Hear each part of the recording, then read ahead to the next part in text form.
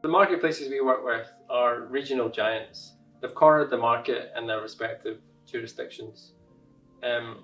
What's happened on the product category side of things has been quite interesting during the pandemic. In the first wave of consumer purchases, consumers rightly prioritised healthcare products, sanitizer, face masks and so on. And then as we started to spend more time at home, everybody started to look around and think, okay, let's start a DIY project, let's get some more homewares, let's make sure I can still exercise at home. So sports and gym equipment equally did very well. And really it was the marketplaces that were agile, that were set up to take advantage of this change in consumer purchasing trends, and equally incentivized their sellers to take some risks to meet that demand.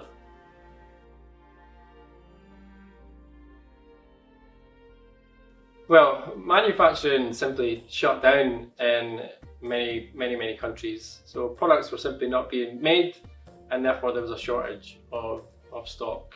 So you saw marketplaces and merchants scratching around for new supplier relationships, which are hard to develop in the short term.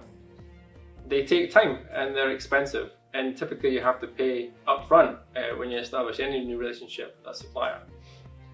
So the pandemic really exposed the weaknesses in long supply chains. So I think going forward, we're going to see those supply chains shorten significantly to become much more diversified, with the aim of ensuring there's no single point of failure.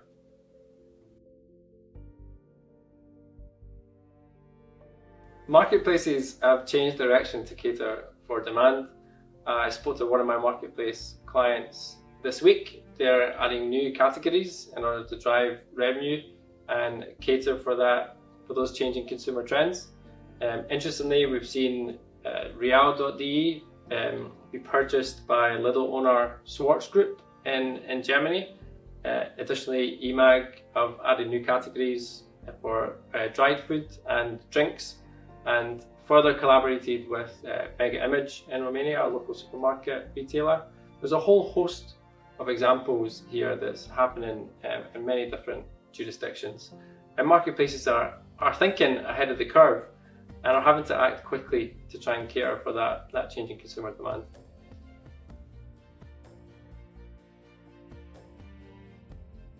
Marketplaces are flexible and are able to scale to meet demand. Many of them have been approaching offline retailers, adding brands to their stores that build credibility, depth of range, and cater for changing consumer buying behaviour, equally establishing trust. We've seen marketplace sales departments tell us that they're adding up lots and lots of new sellers, and they want to achieve at least 3 sellers for every product that's on the store. So that ensures choice and stock for the consumer, and equally best price. And if you're a marketplace that is going down that route and continuing to add sellers, then you're likely incentivizing them to use your fulfillment service.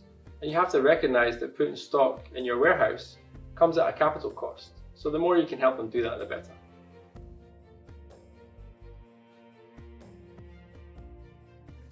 It's our ambition to leverage our technology, our expertise and our capital to analyze the merchant's sales trajectory and put capital in the right place to support marketplaces and merchants on their growth journey. We're moving fast to help merchants diversify, add new product lines, increase their sales via the marketplace. And we're seeing significant interest from marketplaces to incentivize merchants and drive them towards their fulfillment service and put stock in the marketplace's warehouse. So I encourage any marketplace and any merchant to come and talk to us, challenge us to solve the problem that you're having, and we'll be happy to find a solution for you. Consumers are buying more online, and we should expect that trend to continue. We're also going to see more technology and more data analysis coming in. As consumers continue to make those purchases, marketplaces are going to want to understand the consumer's buying behavior. And tailor their product offering to suit likes and dislikes. I think we'll see category-specific marketplaces crop up, and we'll see some further consolidation in the sector as the more mature marketplaces snap up fast-growing emerging players. With the advancement in technology, we'll certainly see AI come in, maybe even virtual reality. Imagine projecting an image of a new sofa in your living room using your mobile.